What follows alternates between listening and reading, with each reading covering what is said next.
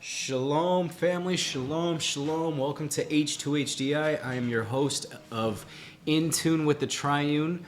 I am Elder Joshua Millar. I just want to thank you and welcome you to H2HDI.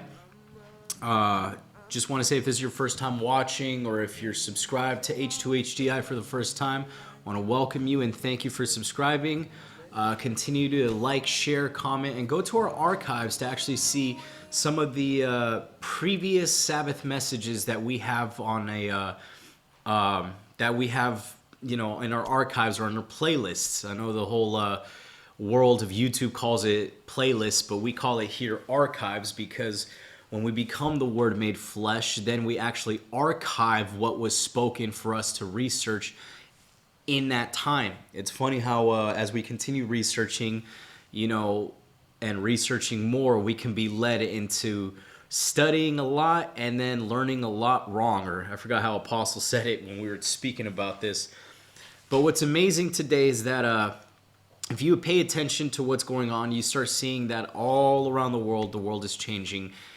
And we're not seeing the light at the end of the tunnel, so to speak. I'm not saying we're all not dying to ourselves, but mostly what I'm seeing is we're seeing a lot of people causing a lot of calamity, meaning world leaders that are supposed to be the greatest servants. Seems like they're coming in and they're attacking their own nation, their own group of people that they're supposed to be stewards of. But how does that deal with you and I today? Well, if you work in a job, or if you work in a job site that's 9 to 5, so to speak, or you work from home or whatnot, but I'm going to speak to the people that actually work a 9 to 5 job. They had to commute from their home to wherever location because this hit me. So today, I guess I was at work and I was talking to my coworkers and I said, "Buenos dias," and they didn't respond. I said, "Okay, maybe they didn't hear me." And I said, "Good morning," a little louder. They still didn't hear me. And I was like, "Hola, ¿cómo estás?" They still didn't hear me. And this caused me a little bit because I was practicing my own salvation, but I was quiet within my own person, my own being. And the more I was saying this, I got a little bit more like, okay, rejected in a way where I'm like, okay, he doesn't want to say nothing, fine.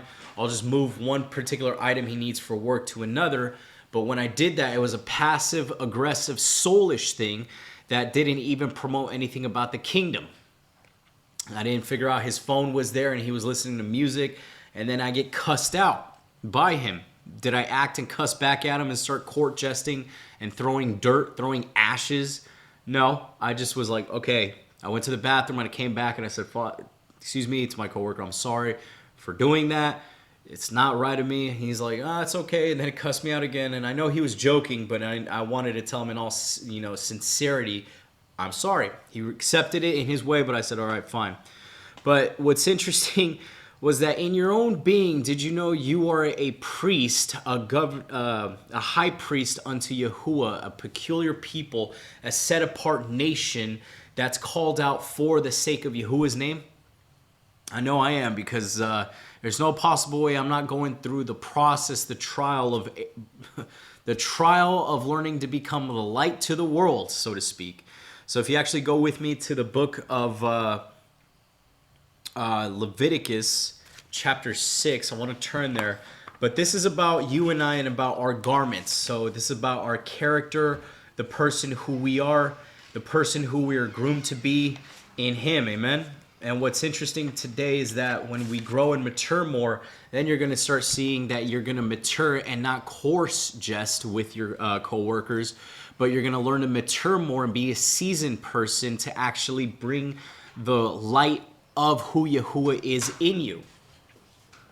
And what's amazing was that I was looking and researching a couple of stuff about how priests, whenever they were bringing a burnt offering or blood was shed on their own garments, so to speak, depending on if they were in the outer court, if they were sprinkling blood, they had to learn how to change their garments.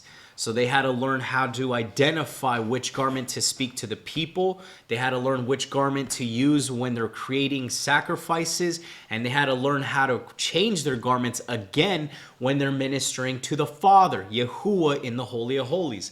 not every priest was able to enter into the Holy of Holies. There was the priests, the high priest, and then, well, it wasn't mentioned in Exodus, but yeah, you actually see it by the Spirit. The Melchizedek priesthood was there, but yet it was still veiled.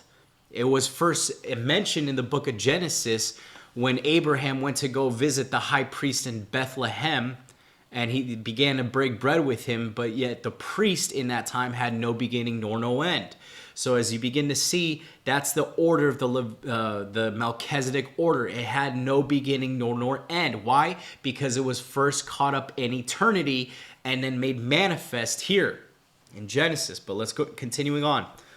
So what's amazing was that this is one particular thing I want you to just pay attention, just to touch up on Leviticus chapter 6, is that something spoke to me about this, and it says, "Then he shall take off his garments, put on other garments, and carry the ashes outside of the camp to a clean place."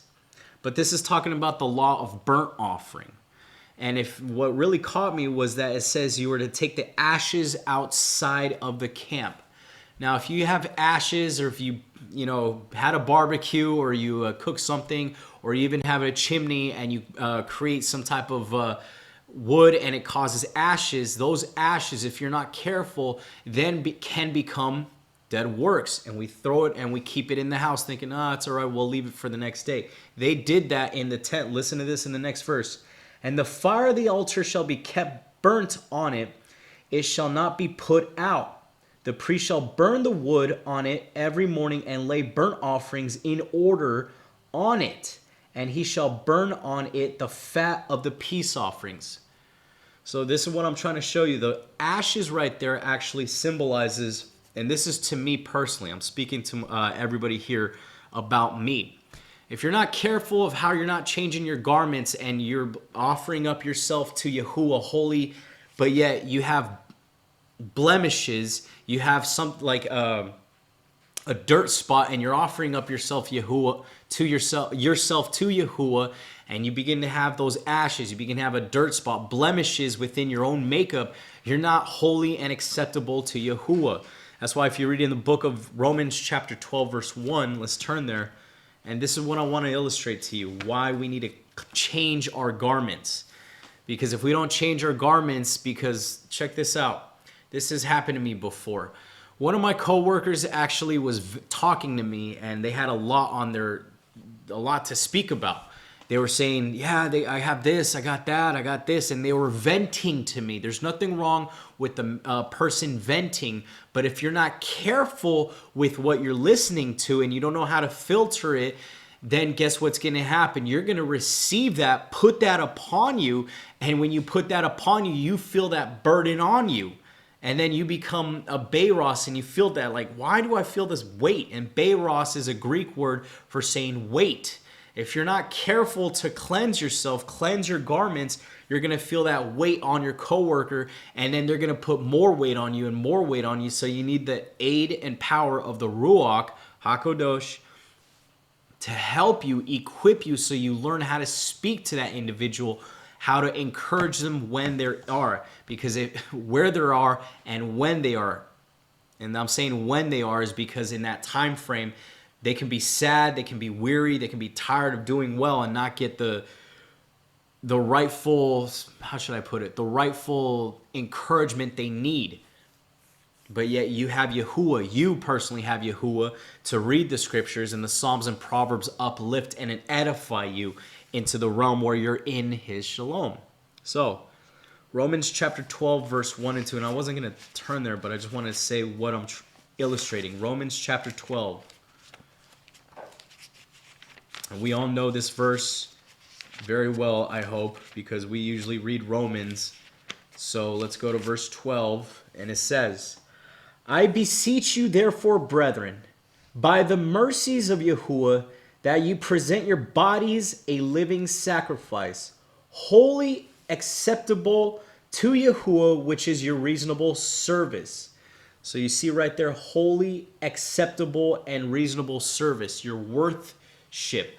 Now, if you're not careful, again, your garments can be also tainted by man when they come to vent to you. And if you don't know how to use the scriptures to cleanse you, what's going to happen is you're going to, again, feel that weight upon you, and it's not going to be healthy for you. It's just, you're going to feel it in your own soul, a weight. So that's why if you're not careful about changing your garments, every time a apostle would actually encourage me, he said, Josh, before you come into that house, sanctify yourself. Think in your mind. Make that shift. Make a decision, a distinction, where you're going to learn how to separate your soul from the world. Cleanse yourself as you come into the house. And as you come into the house, cleanse. Now you begin to put on the garment of the world. Leave it at the door and put on your garment of being a servant. You're a servant's son here in the house. And I was like, okay, I'm a servant's son. So we began to break bread, talk a little midrash, exchange the words, and we weren't sword fighting with each other. We were actually sharpening each other's sword, because iron sharpens iron. So it is. We almost sharpen one with another with the engrafted word, which is able to save our soul. And the reason why we need that nowadays is because if you go to, and I'm not going to bash the church realm, but if you go to any church congregation that operates on Sunday, you're going to hear feel-good messages. In the book of Timothy, it talks about doctrine of tickling ears, or doctrine of devils is what you call it. The reason why I'm saying that is because you're only going to hear wishy-wash type sugar-coated, watered-down messages that are only there to make you feel good, but it's not going to be there for you to engraft you more into the scriptures and actually disciple you and equip you, so then you know your equipment and how you're going to operate as a son in the kingdom.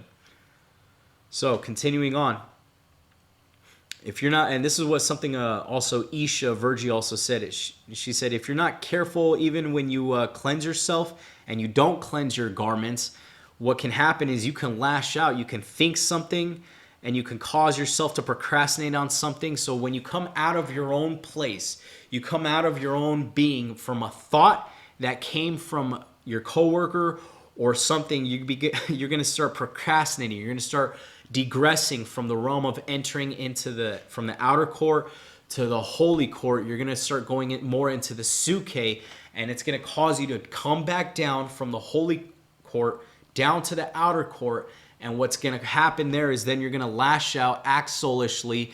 You're going to begin to act, like I said, you're going to act in a way where it's passive aggressive, where you didn't get the recognition you even wanted, and you're going to act in the soul. That's why you got to catch yourself and work out your own salvation with fear and trembling.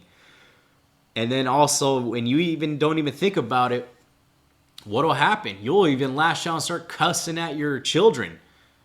You'll start cussing and lashing out at your spouse, at your friend.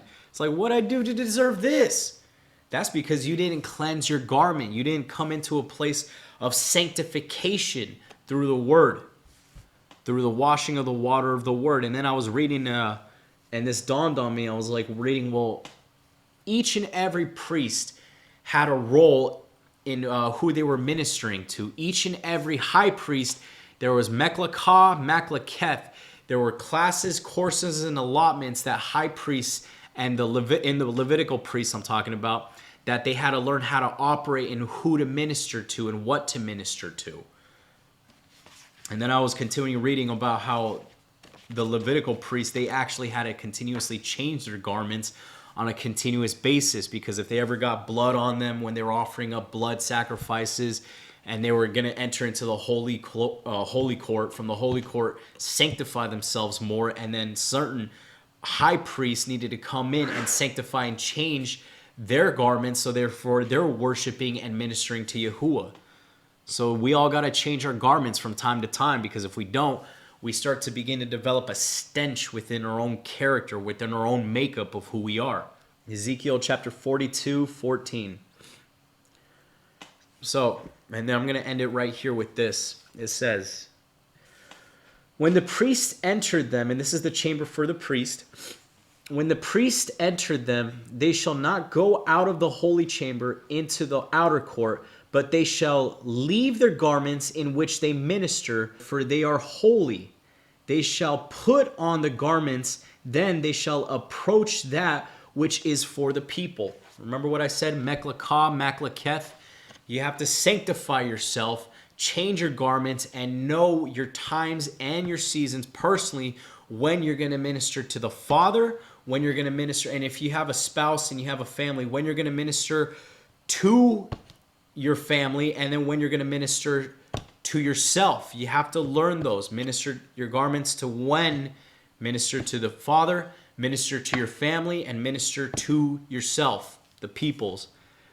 And then you're going to begin to develop a routine, and that's the outer court way of saying a lifestyle of holiness, of where you're going to see Holy of Holies, Holy Court, and Outer Court, and how the Father's operating all three realms, because you're choosing to change your garments when you go from one chamber into the next chamber. So just want to bring that into illumination. Just want to help you and welcome you once again to H2HDI. My name is Elder Joshua Malara. Just want to encourage you and equip you of how we need to continuously change our garments, because there are garments, and the reason why I'm saying this is because not everybody is going to receive the kingdom message, and everybody is going to receive more the church realm message, which is God loves you. He died. He sent his son Jesus Christ to set you free from sin, where you live a now glorious life. But if you begin to research even more, the name Jesus Christ is an outer court term for outer court believers. The whole world knows Jesus Christ in their own tongue. I began to know Jesus Christ as Jesus Cristo, not knowing that if I went a little bit deeper, which I did, it brought me to Hail Zeus Krishna, the Council of Nicaea. And if you begin to do more research, then you're going to start seeing Yeshua was originally, and I thought was his Hebrew name, but really it's Yahushua. That's his Hebrew name. Yeshua is Aramaic, and Yahushua is Hebraic. So that's something for you to research and for you to understand, why did the Father use the Aramaic instead of the Hebraic? Well, he wanted to gather a multitude to actually say, many are called, few are chosen, and least that endure to the end shall be saved. Saved from what? Saved from their own mindset of stinking thinking. Because if you really want to press in and tune in from the realm of the outer court to the Holy of Holies, you got to change your garments. You got to learn to ascend. And there are times in my life where I'm beginning to realize I ascend, certain areas I descend. So therefore I know, oh, that's a part of my foundation I must repent from, or I got to take down. Until we see each other again, just want to thank you, welcome you to H2HDI. Don't forget to hit the like, the share button. We have more content such as TerrorBites Live, hosted by Apostle Robert Gonzalez. His Hebrew name is Menachem Yah, which means a continuous flow of thought. So it's a powerful name because my name in Hebrew is Yahushua, meaning glory. But yet my actually Hebrew name was I was saying it when I was a child and I didn't know it, was Tahaba. And you know, in Hebrew that meant to constitute. Did you know that? I was saying that all my life, not realizing that's what the Father's name was trying to tell me. Your name's Tahaba, because I couldn't say Joshua. But I said, no, call me Tahaba. And I was like, okay, that's my Hebrew name then. So until we see each other again, don't forget to hit the like, share button. We have more content such as our Sabbath messages every Saturday from 12 p.m. to 1 p.m. And don't forget, Let Isha Speak, hosted by our beloved matriarch who is absent of the body but in the presence of Yahuah, Seer Nebi Virginia Gonzalez. She's not with us, but yet she is with us in spirit. So until we see each other again, be Baruch and be in Shalom.